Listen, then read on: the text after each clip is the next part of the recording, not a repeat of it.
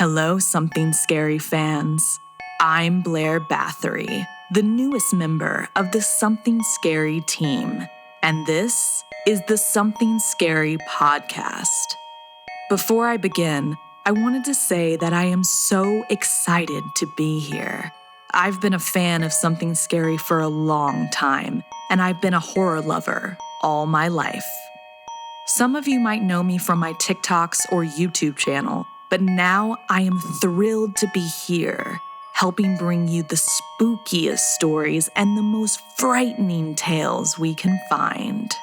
I'm also excited to be working with Stephanie Strange, who you will hear from later in this podcast, and you can see her debut episode over at youtube.com/snarled. We all possess the ability to be both good and evil. But it's our circumstances that will dictate which path we take.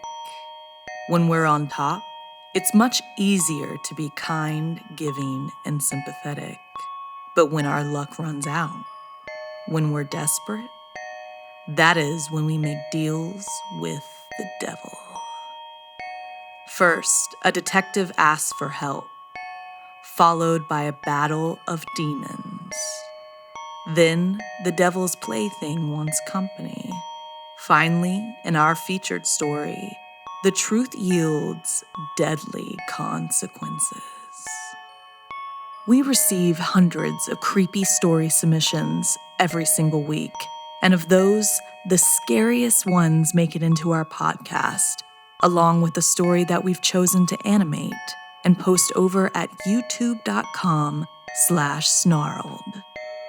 If you have a tale you're dying to share, send us an email at somethingscary@snarled.com. If you'd like to support Something Scary, then consider joining our Patreon. As a patron, not only can you help the show and see ad-free episodes, but you can also be a part of the horror and hear your name featured in one of our podcast or weekly video stories. Visit patreon.com/snarled. So, want to hear something scary? Deal with the devil. We all want a safe place to live, streets we can walk down without looking over our shoulder. But even the police can't stop everything, as in this story written by Janine. Detectives Francois and Castro looked at the crime scene in front of them.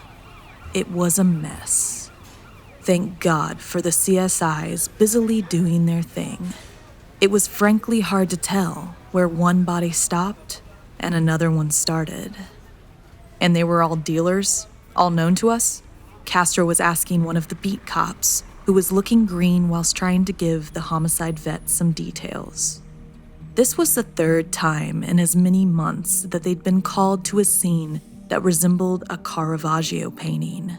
The first had been a pair of fraudsters who'd been tricking the elderly out of money for years, but somehow always evading imprisonment. And the second, well, let's just say the parents of the neighborhood didn't shed a tear and no longer told their kids to avoid the street like the plague. Back at the precinct, Francois joked someone was doing their job for them, cleaning up the streets, getting rid of the scourge of society, sorting out what they couldn't do with all the red tape and lack of solid evidence. Still, they had a job to do, and even though this vigilante was making the city a safer place, this wasn't Gotham. What gets me the most, Castro added after a meeting with the captain, who was breathing down their necks to get this sorted ASAP, is how he leaves no prints or trace, nothing, nada, like a goddamn ghost. Francois finished her cold coffee, and they decided to call it a night. She and Castro had been partners for years, coming up through the academy together and working narcotics and vice before spending the last 10 on homicide. She'd seen some stuff in her time. The streets seemed to be getting worse, not better. Older folks scared to open their doors, kids scared to play anywhere but their own yards. But now, it seemed they had their very own Batman. Or woman. It was exactly a month since the last bloodbath when they got the call. No one was sure what to make of it. The captain was waiting when Castro and Francois arrived. "What do we got, boss?" The captain ushered them inside. There were already a bunch of looky-loos gathering, and it wouldn't be long till someone from the local news showed up. The detectives stood at the edge of the room. They couldn't go any further. The floor was a sea of blood. "Okay," said Francois, her voice shaking a little. "So this is Sully's place, known gang boss. But who's the, other guy?" It was hard to tell from what was left of the torso and the head, which now rested upon a spike, which was just sinew and bone. Underneath were unexplained scorch marks. They'd been found at the previous scenes, and so far, the forensics guys had no clue what had caused them. That was Judge Hargreaves. Castro headed back out grumbling about the smell, like rotten eggs. Francois stayed with the captain as a CSI photographed various body parts and organs. It looked like Jack the Ripper or a grizzly had been let loose. There had been rumors at the precinct for years that Sully must have someone high up in his pocket. But the judge? That night, when Francois got home, she didn't feel the usual joy of knowing another piece of trash was off the streets. She'd had a badge and a gun to try and make a difference. But the criminal justice system was flawed. After her own mother had become a victim of identity theft, when her own niece had almost been snatched off the street, she decided she needed to do something more. Something outside of her jurisdiction. She needed a higher force. At first, she had no idea if the sigil would even work. Whilst browsing the dark web, looking for a trail of evidence, she'd come across a book allegedly containing ways to summon demons. It claimed they could perform acts mere mortals couldn't, and driven by utter desperation, she'd bought it. Sure, she'd felt foolish the first time she recited the incantation, woozy from the blood loss. She wasn't sure if the shadow in her room was just a hallucination. But she bid it to stop whoever was duping the older and vulnerable members of the neighborhood out of their life savings. And sure enough, the next day, she and Castro had been called to the first of the so-called clean up the city murders. This demon enjoyed ripping criminals limb from limb and feeding on their souls. Francois knew she'd pay for it in the end, too. The demon wasn't satisfied with just the tainted essence of the criminals it took. In the end, it would also take her. But for now, her deal with the devil meant the streets were safer. The only problem was, she never knew who would be next and what terrible secrets might be unveiled. What lengths would you go to make your city safer? Is anything worth the risk of a deal with the devil?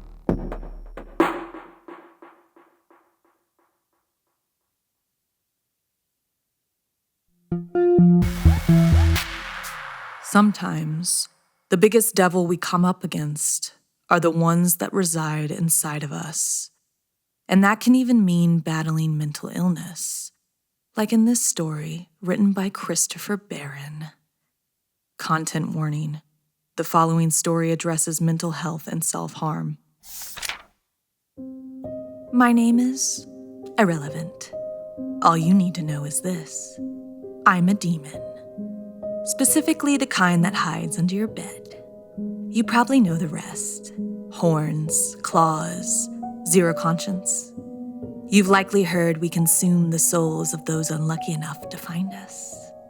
I'm actually one of the best, the envy of my hellish colleagues. Many unsuspecting humans have been snatched up by my claws, dragged kicking and screaming to my domain, then devoured. But this story isn't about that. It was supposed to be, but something happened to change things. I had my eye on a young adult male for a couple of weeks. None of the others wanted to go near him, sensing he was a troubled soul. He wouldn't be the first I snagged that no one else could. Later that night, I began the hunt. Humans can't see us unless we let them, so getting in was easy. When he finally went to bed, I was lying in wait. That's when I heard it. Scratching, sniffing, panting, but not from me, nor the human. He began tossing and turning. Whimpering, grunts of pain came next. Now I understand. We were not alone. Another demon was here, but a different kind. One loathed by even my fellow beings. Gray, scaly, crouched over the human, who was awake and curled into a ball, crying. This was a demon feared among my own kind. It attacked the mind, slowly over time, until one became a mere shell of their former self, a true devil. It fed on fear and sanity, driving people to the edge. Only then would it take their soul. I'd seen it ruin several of my friends. I drew my claws. The demon turned to me and laughed. You again? It mocked. Anger took over. I lunged at the creature, but it disappeared. It had gotten early, dawn's light starting to peek through the curtains. I almost didn't want to leave because the human was still crying, but I had no choice. That thing, that damned thing. I knew it would recognize me. Years ago, it had haunted me. It tore at my mind, but somehow I managed to resist. I thought I had defeated it, that I'd never see it again. Yet there it was, and that human, crumpled up and crying, just like it had left me so many times. I felt no joy. I would not allow that to happen again. I vanquished it before. I would do it again. The following night, I was returning to the human's house. I saw him running, screaming. Out of nowhere, a car came speeding into view. The human threw himself in front of it. I looked away, but heard the horrific noises. Something landed at my feet. It was the human's mangled body. I was too late. That thing had finally pushed him over the edge. Once again, it claimed another victim, another soul who didn't deserve it. My work was similar. There's no arguing with that.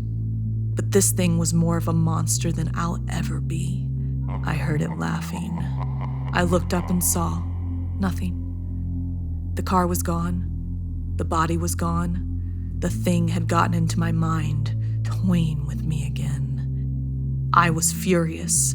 Racing to the human's bedroom, that thing was in a frenzy. The human must have been close to the edge for real. I burst through the door, the male curled up in a corner in a state of catatonic terror. The demon stood over him, raking its claws over the human's head. Its laughter drove daggers through my eyes. Just a little bit longer, it said with glee, and I'll be done with my first course. You'll go hungry tonight, monster. I grabbed the demon and flung it to the other corner of the room. Before it could retaliate, I slashed and clawed until there was hardly anything left. The mess of gore slowly disappeared from the human world, but I knew it wasn't dead. I heard a low hiss as it faded, and I knew I'd made a deeper enemy of it than before. I turned to the human. The look of terror on his face had changed to a look of shock. You must learn ways to combat them. Seek help if needed, I said. Others like that thing will be back, but so will I. With that, I retreated under his bed. I no longer cared if I lost out on claiming this human. My mission had become to protect him. My kind has fought that thing's kind. Some have even lost the battle. I would not allow it to happen again. Not on my watch. Have you ever felt like there was a demon possessing you? How do you discern the difference between the supernatural and a scary story? May is Mental Health Awareness Month, and it's the perfect time to prioritize your mental well-being and give yourself permission to go out there and get help. A licensed Talkspace therapist can help you identify what that permission looks like, whether it's setting stronger boundaries, letting something go, or gaining the courage to try something different. Nowadays, we consume so much social media, and we just don't get the time to reflect on our emotions like we used to without it. Talkspace can help us through that. So for anyone who is looking to get started with therapy, I recommend Talkspace because they make it really easy to match with a licensed therapist and schedule a session. Talkspace therapists are available anytime you need them.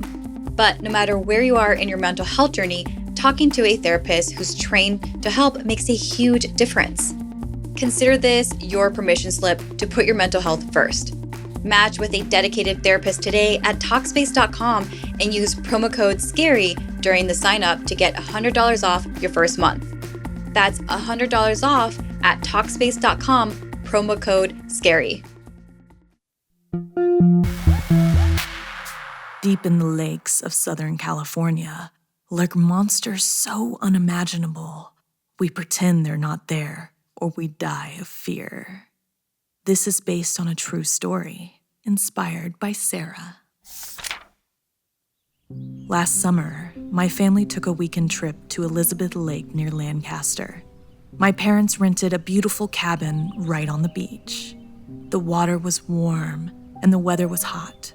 So when we weren't eating or sleeping, my sister Alicia and I spent all of our time in the lake.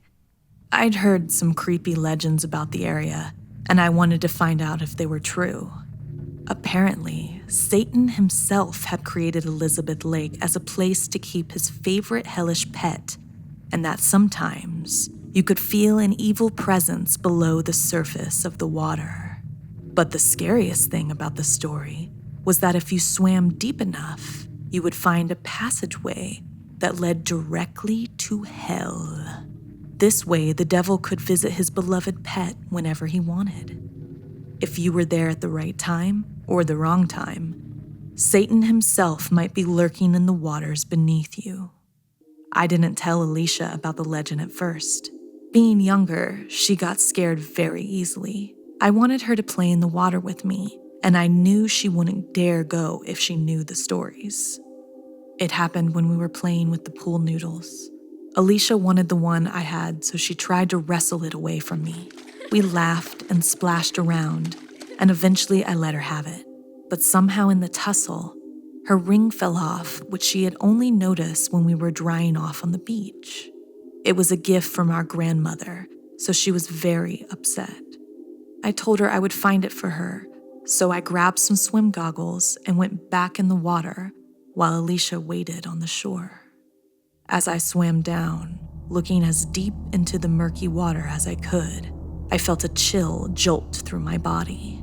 It was freezing now, not like the warm temperature we had been playing in. I had to go back up to the surface and gasp for air. My lungs were like ice. It felt like pure evil, but I forced myself to go back down. Once I caught my breath, I gave Alicia a thumbs up, swimming deeper and deeper as the water grew colder and colder. All of a sudden, someone grabbed me. I jerked around to see who it was, but it wasn't a who, it was a what. The thing that grabbed me had claws instead of hands and winged like fins instead of arms. Its face resembled a giant bat with black eyes and prominent fangs. I screamed underwater, but no sound came out. Just bubbles, and I started to choke. The bat-like creature plunged me further down into the darkness, and I swear I saw it. The gates of hell. Actual literal gates. Wrought iron, glowing red, sinister and unwelcoming, just like the creature who was dragging me towards them. I tried to break free, kicking and punching. The monster emitted a terrifying, high-pitched shriek, and I went deaf. I couldn't hear a thing, just see the monster's red eyes. I was certain I was going to die, and then everything went black. I woke up later in a hospital bed, my family surrounding me. They gasped when I opened my eyes, and I was relieved I could hear them after the terrible screech that had nearly deafened me. I tried to tell them what happened, but they said they found me, my arm entangled in old fishing wire. I'd been held underwater until I passed out. I looked down to see the marks where the creature had grabbed me, but there was nothing there. Literally nothing. My arm was gone. The doctor said the fishing wire had cut off circulation, and that by the time they had found me in the lake, my arm was partly severed and beyond repair. I will never go back to Elizabeth Lake. I warn everyone who I talk to. My family still thinks I'm crazy. But I know the truth. I know it was the creature, the devil's beast that dragged me down, ripped my arm off, and delivered it to the devil like a dog playing fetch. Have you ever experienced something you knew was real, but no one else believed you? Was it demonic or supernatural? Tell us your stories at SomethingScary@snarled.com.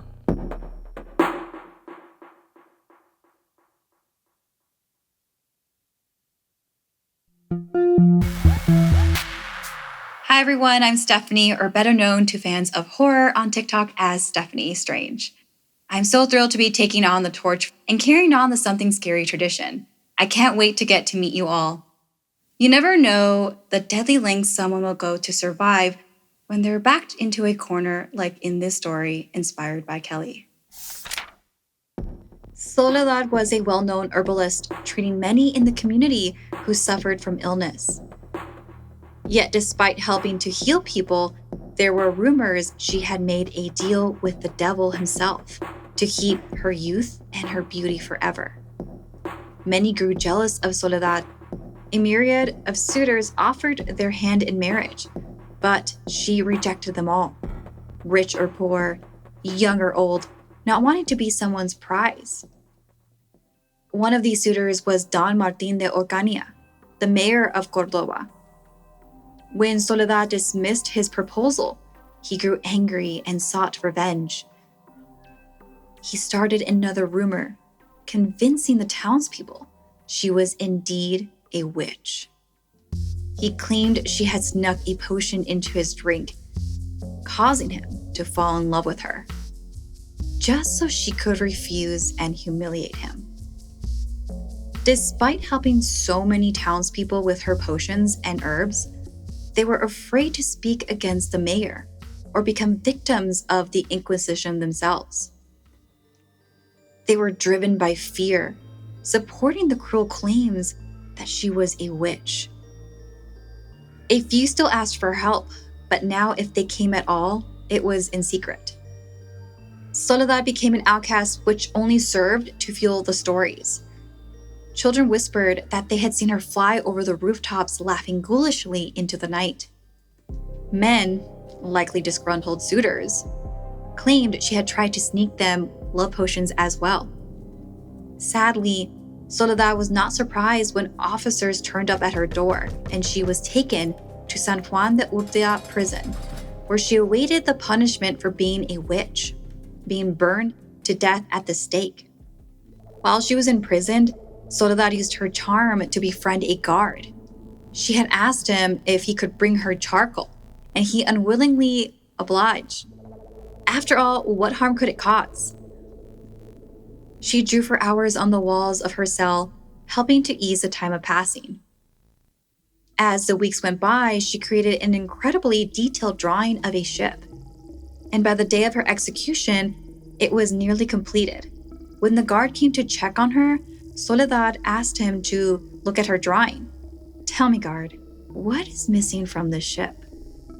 He studied the wall for a moment and replied, "Nothing but to navigate to a destination." "Indeed," she replied. The guard looked surprised, but placated her during the final moments before her execution. He watched her step into the drawing and then somehow disappear into it. His jaw dropped as she somehow magically became one with the ship, completing the drawing with a charcoal version of herself. The guard stared in shock as the sketch of Soledad smiled mischievously at him. It must all be true. She was a witch. She had made a deal with the devil. He watched her inhale deeply and blow a strong breath into the sails of the ship, moving the vessel along the wall of her cell. She turned and blew the rest of her magical breath at the guard. He gasped, grabbing his throat, choking on nothing but air. His eyes bulged and his face turned red. His neck bled as he clawed at his throat for breath. He tried to speak to curse the devil-worshipping witch, but no sound came out. He dropped to the floor, dead. Another soul for her master. Soledad breathed more wind into the sails as her ship glided off the walls of the prison and vanished. She was never seen again, nor her cell ever used, as none of the guards dared to set foot inside. Anyone who even went near it felt the cold, icy grip upon their neck and shortness of their breath. To this day, the sound of her ghoulish laughter can be heard echoing throughout the ancient walls of the prison in the darkest hours of the night.